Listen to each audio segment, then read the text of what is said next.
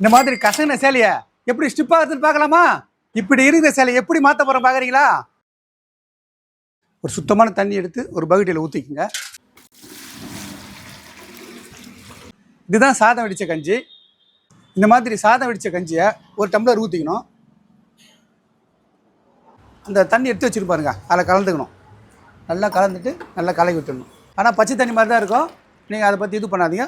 போட்டுன்னா அதில் ஸ்டிப் ஆகிடும். இந்த துவைச்ச சேலையை இப்போ எடுத்துக்குவோம். இப்போ இந்த மாதிரி பண்ணிக்குவோம். இந்த மாதிரி ஃபுல்லாக பண்ணிக்கிட்டு இது அப்படியே இப்போ நினைக்கலாம். இது எதுவுமே ஆகாது, கரை போகாது. இப்போ ஏன்னா நம்ம கஞ்சி தான் போட்டிருக்கோம், கரையெல்லாம் போகாது. இப்போ கரெக்டாக இருக்குது. இப்போ என்ன பண்ணுறீங்க, அதில் நினச்சிக்கிறீங்க.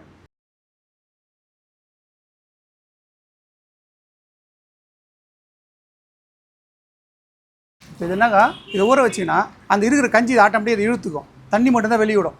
நீங்கள் எவ்வளோ தண்ணி வேணாலும் வச்சுக்கலாம். கொஞ்சம் ஏற குறைய கூட தண்ணி வச்சுக்கலாம், தப்பு இல்லை. இதை அப்படி பிழிஞ்சிக்கலாம். இப்போ உங்களுக்கு ஸ்டிப்னஸ் அதிகம் வேணும்னு சொன்னாக்கா இன்னும் ஒரு 1/2 டம்ளர் எக்ஸ்ட்ராவோட கஞ்சி ஊற்றிக்கலாம், தப்பு இல்லை. இன்னும் கொஞ்சம் நல்லா ஸ்டிப்னஸ் கிடைக்கும். இது வந்து திட்டமாக இருக்கும். நான் வச்சுக்கிட்டு வந்து திட்டமாக இருக்கும். இப்போ இந்த கஞ்சி தண்ணி நினச்சி ஏற்ற மாதிரி இதோட விட்டுடணும். இதை வந்து இன்னொரு வாட்டி நம்ம அலசக்கூடாது, அப்படியே காய வச்சிடணும். இது சாதாரணமாக காய புது இதாக வந்து தரலாம். மாமூலாக உங்கள் வீட்டில் இருக்கிற கூட்டியில் அப்படியே காய வச்சிடலாம். இப்போ நம்ம காய வச்சுட்டோம். இப்போ நல்லா இது காயட்டும். இது காய்ஞ்ச உடனே நான் உங்களுக்கு அயன் பண்ணி காட்டுறேன். புது சேலை மாதிரி இருக்கும் பாருங்கள். அப்போ எப்படி இருக்குது சேலை பார்த்தீங்கன்னா இப்போ காஞ்சிடுச்சு. இது ஒரு அயன் பாக்ஸ் எடுத்துங்க. இப்போ நான் எப்படி அயன் பண்ணேன்னு காட்டுறேன். அயன் பாக்ஸ் சொல்லி இருக்கும், சூடாகிட்டு இருக்குது. அதுக்கும் நம்ம சேலையை விரித்து வச்சுக்கலாம். இப்போ நம்ம அயன் பண்ணுவோம் பாருங்கள். பொறுமையாக பண்ணுங்கள். இந்த ஜெரிகை மட்டும் கொஞ்சம் இதுவாக இருக்கும், அதை நல்லா 2 வாட்டி நல்லா தேய்ச்சிக்கணும். உங்களுக்கு சேலையோட புது சேலை மாதிரி ஆகிடும். அப்படியே புது சேலை மாதிரி ஆகிடுச்சு பாருங்கள். கிளம்ப பாருங்கள் எப்படி ஆகுது பாருங்கள். இப்போ பார்த்தீங்கன்னா சேலையை திருப்பிக்கணும். எல்லா பக்கமும் நல்லா அயன் பண்ணணும். இப்போ சரி அயன் ஆகலை அப்படியே இருக்குது அப்படின்னு சொன்னாக்கா ஒரு துணியில் லேசாக அந்த கஞ்சி வடித்த கஞ்சி எடுத்துங்க. நல்லா பீஞ்சிக்கலாம், நினச்சி பீஞ்சிக்கிட்டு இது பாருங்கள் நல்லா லேசாக மேலே லேசாக தேய்ச்சிங்க. அந்த கஞ்சி வடிகட்டின கஞ்சி, அந்த கஞ்சி தான் அதில் நினச்சி வச்சுருக்கேன். சும்மா லேசாக கரைக்கு மட்டும் தேய்ச்சிங்க.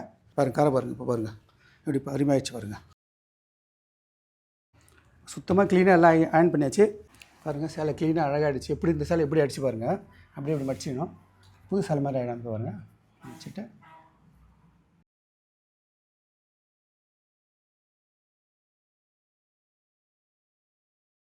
இப்போ என்கிட்ட கோல் இருக்குது, நான் இந்த மாதிரி மடித்து காட்டுறேன். உங்கள்கிட்ட கோல் இல்லைனா கூட பரவாயில்ல, அப்படியே கையில் கூட நீங்கள் மடித்து அப்படியே வச்சிடலாம். வீட்டிலே பண்ணிக்கலாம். இப்படி இந்த சேலை எப்படி அடிச்சு பாருங்கள். இவ்வளோ அழகாக இருக்குது பாருங்கள். இந்த மாதிரி எவ்வளோ சேலை இருக்குது பாருங்கள். எல்லாம் சின்ன பார்டர் பெரிய பார்டர் எல்லாமே இருக்குது. எல்லாமே கையில் நெஞ்சுது. சில்க் மார்க் சர்டிஃபிகேட் தர எல்லாமே இதுக்கு.